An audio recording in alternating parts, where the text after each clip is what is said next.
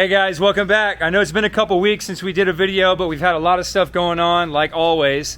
Matt keeps breaking stuff. If y'all know Matt from Demo, which I think you do, you know that guy is, he does a good job of keeping his cars and trucks in the shop. But today, we have none other than RanchTang Tang with the Tang and the Twang. What's up, Twover? Oh, you know, just using the right tool for the job here. Yeah, oh, that's what I'm talking about. There's a right tool for every job, and a miniature repair channel locks is exactly the right tool for that job. Hey, so y'all remember this car? We took it up to Indianapolis, stomped that ass up there, took first place, had all this business right here glowing red. Had a lot of fun, but when we got done, this thing looked like a choo-choo train when we pulled this thing off. We were blowing mad compression out of this deal, out of the valve cover here, and we've been speculating as to what we think is wrong with it. It's popped, I know that. Yeah, it's definitely wounded. It runs on like 6.5 cylinders, I think. Hey, and Matt did drive it down here from his house, which is, he lives like 75 miles from here. 75 miles. Yeah, so he drove this thing. Air conditioning on, cruise control. Wounded. No problem. That's a testament to the kind of work that we do. All right? Exploder and driver 75 miles. We know we wounded the thing up there in Indy, but we did drive it off the track, so that's a win. Judging from the amount of coolant that came out of the radiator, I think the chronological order of events went 2,000 plus degree GT, right? 4,500 RPM red line. Do that for a couple minutes. Shoot all the coolant out after you pop head gasket. Right? Yeah, which came out of this hose, I believe. This is where our coolant came. Yep, past the cap and all that, because once you start making 100 pounds of pressure in the radiator and the cooling system, that cap goes quick. And there's also no telling the factory head bolts that the head gasket didn't pop mid 2,000 degree EGT, 4,500 RPM, 2-minute red line. Yeah, full zing. Full zing. This thing has got 389,000 miles on it and 2 minutes of red line burnout. Yeah. with the EGTs buried. So with that being said, head bolts, stock, everything, I think it did pretty good to run it all, man. Oh, I think it did amazing. So anyway, long story short, no coolant in it. Steven said like half a quart came out. Yeah, maybe. So when the coolant gets low, a couple things happen. It's not just overheating the engine and popping a head gasket. Your cylinders, which you've got four on this side, coolant surrounds the cylinder, the casting, and kind of like the old steam engine trains. They had a boiler that would be several thousand degrees, but it was surrounded by water, and that's the only thing that kept that from actually melting through the walls of it and melting the whole thing down. That's a very similar thing that happens inside of an engine when you have what's called a wet block with a cooling system. When the coolant gets low, then the cylinder wall overheats. That can distort. And among all kinds of other things that happen in there, you can break rings from thermal expansion. You can actually grow the aluminum so big because the pistons are in aluminum alloy.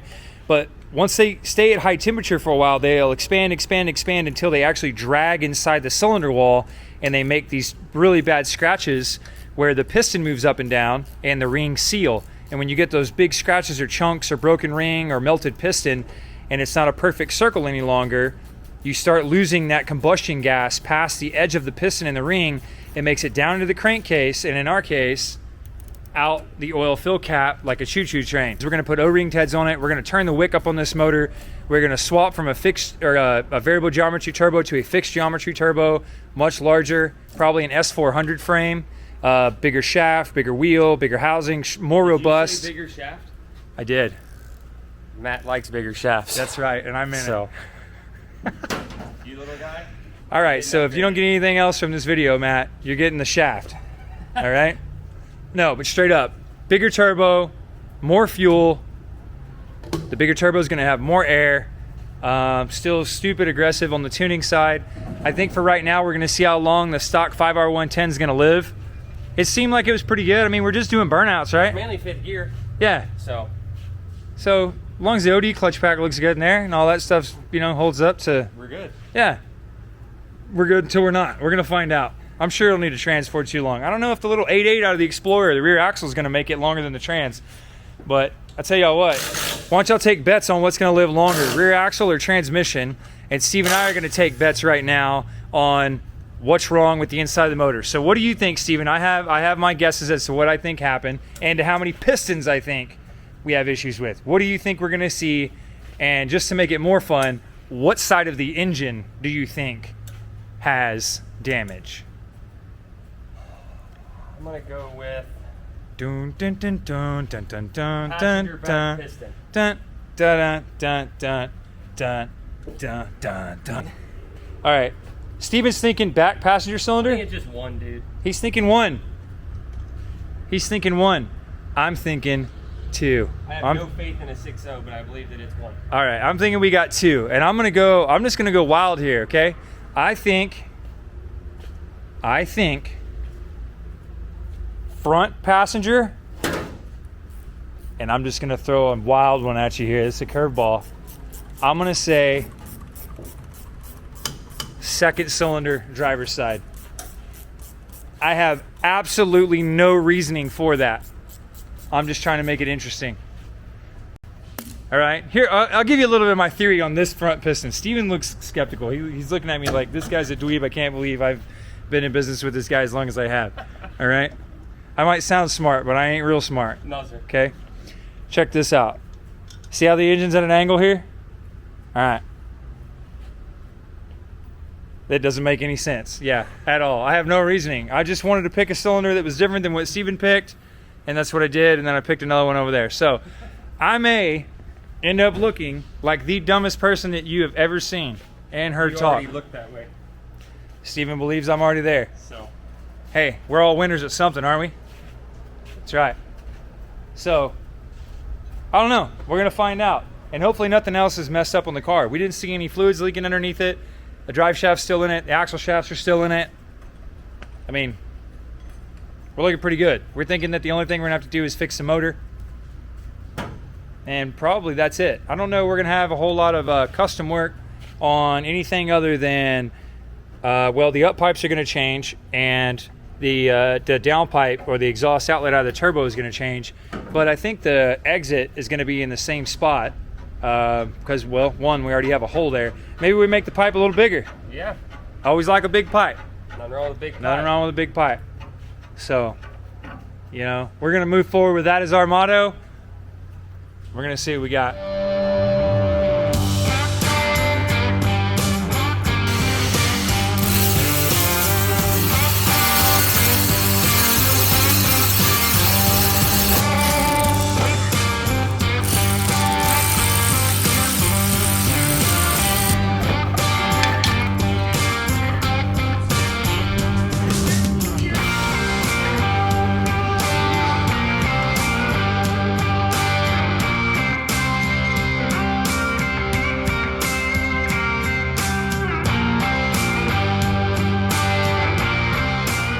All right, guys and gals, here we go. This is a moment of truth. Old 12er got the head bolts out both sides and all the other periphery off the top side. We're about to see if I don't remember which piston I chose on that side. One of the two middle ones is popped, is what I think, and this front one's popped. I have zero reasoning. I'm just trying to bet against Steven. Steven thinks the back cylinder, which actually makes sense. That's the low spot from the water. There's no, yeah, and stuff like that. I can talk good. I talk good. You look good. I look good. I feel good. Smells good. All right, All right, brother. winner chicken Here we dinner. go.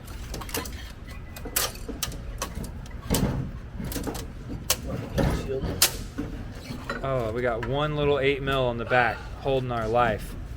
Is that what it is? Yeah. That look good. It'll come out. Did that come out? There we go. There it goes.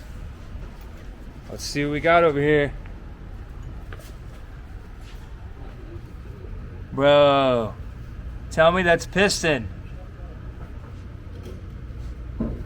Only because I want to win. That, my friend, is metal. That is definitely. I can't tell if the top of the piston's blasted or. Flashlight right here. Hang on. You got a rag? Let's see what we got. That's definitely metal down in there. I see a little dragage on the top. Well, the whole piston's there. That one got hot, bud. It definitely did. I see some. I mean, that's enough for blow by, but I don't know if that's our catastrophicness or not. This side's got a little bit. I got a little bit. Rule of thumb whenever you're doing this, basically on any engine. That one look okay? Yep. Right. So rule of thumb, basically on any engine, if you, I'm not going to say that it's cherry or it's not, but if your fingernail, if you can grab it on the deck surface of a block or on a cylinder wall, that is not good. That means basically if a fingernail catches at all, it's a minimum of like 20 thousandths or a half millimeter to bore. And that second cylinder's a fingernail catcher. All right, Steven's gonna turn us over and we're gonna take a look. Here we go. Going down.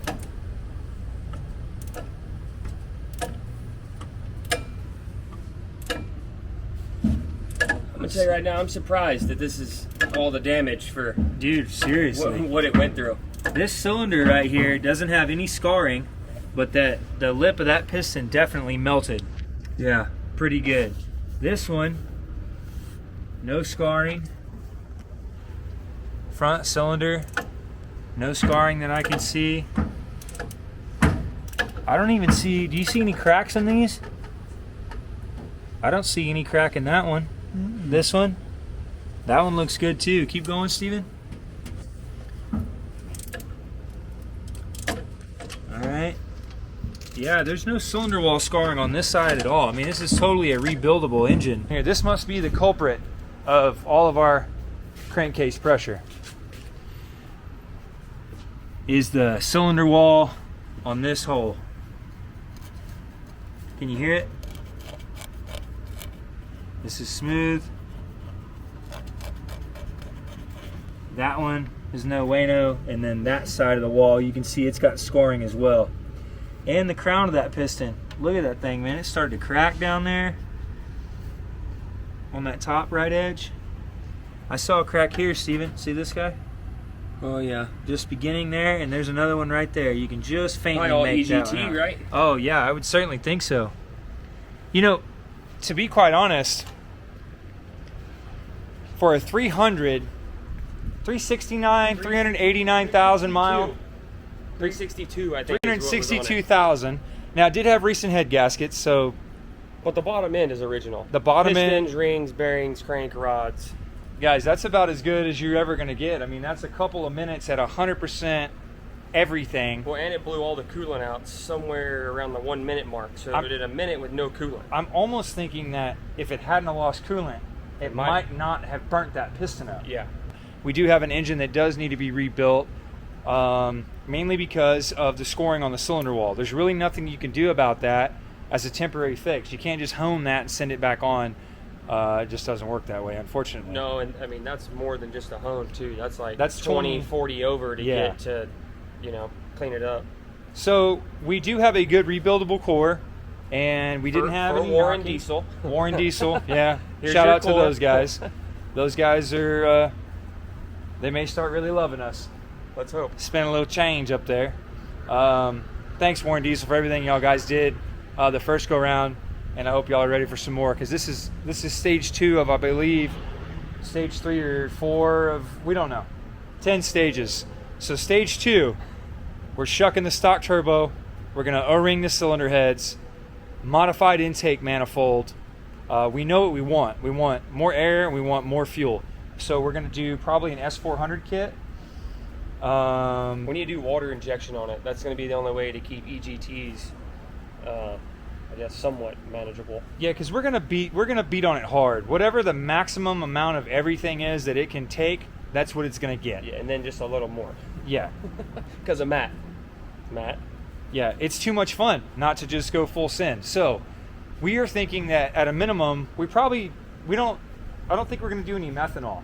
If we do any methanol at all, it'll be just because we use windshield washer fluid, because it's 99 cents a gallon. If we don't opt to just run clean water in it. Warren Diesel, they said run straight water also. So those guys know their 6.0s. Just EGT is our problem. We're not really needing more power. We just need less EGT. You could always use more power, so we're going to add some power. we're adding power. It's more fun. Plus, when you get that big single charger on there that's fixed geometry, you get to The noise. the spool up where you can kind of hear it building, and then boom, it just turns on like a light switch, and you got that big heavy breather huffing down the throat of this little 6-liter. It's going to be sweet. And the exhaust note is so much better out of a fixed geometry turbo on a V8 engine. The VGTs sound cool. They've got their place. They're excellent for towing, great for daily driver stuff.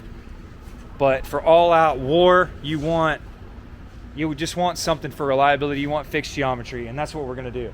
So we are probably just going to pull this motor out. There's really no sense in not pulling it out. No. So we're going to prop up the trans. We're going to get our solid motor mounts, which actually worked out really, really well. If you didn't know this, I don't know if I'd recommend it in my pickup, but a solid motor mount 6.0 in a Mustang works out beautiful. Yeah. It really doesn't vibrate that bad. Not anything like a Cummins. No shade being thrown at the Cummins guys, okay? Not at all. Anyone who knows us knows that 6 in a row makes you go. Oh yeah. Kind of thing. Chrome don't get you home. No. 6 Shit like that. Head gasket's blown. Yeah. All right, so we popped a 6.0 in the wrench tank, and we're going to try not to pop another one. But for the meantime, we're going to get this motor out, pull all the peripheral stuff off that we're going to use, what limited amount of stuff that is, make a phone call to our new buddies. They're definitely calling us buddies down there, I promise you at this point. Warren Diesel, get ready, guys. We're going to round 2. All right, guys, so we did what we set out to do, which was to tear down the 6.0 today and find out whether or not we were going to be able to have anything to reuse. I think we knew that we weren't going to, but we wanted to bring y'all along and show y'all what that looked like. By the way, for our brothers from another mother over there at Holly, we didn't plan this. No, this is what happens when you're brothers and you get a bunch of the same shirts. It doesn't matter if you have 50 shirts, you're going to wear the same one at least once a week. You show up looking like dweebs sometime, but you know what? These Holly shirts look pretty cool, so we look pretty cool today. Thank you guys for all the love. We'll holler at you if there's anything we can get y'all guys to help us with on this 6-liter. For now, I think we're done here today. So that's it for now. We got a pop 6.0 and we need a new motor. See y'all next time. Peace out.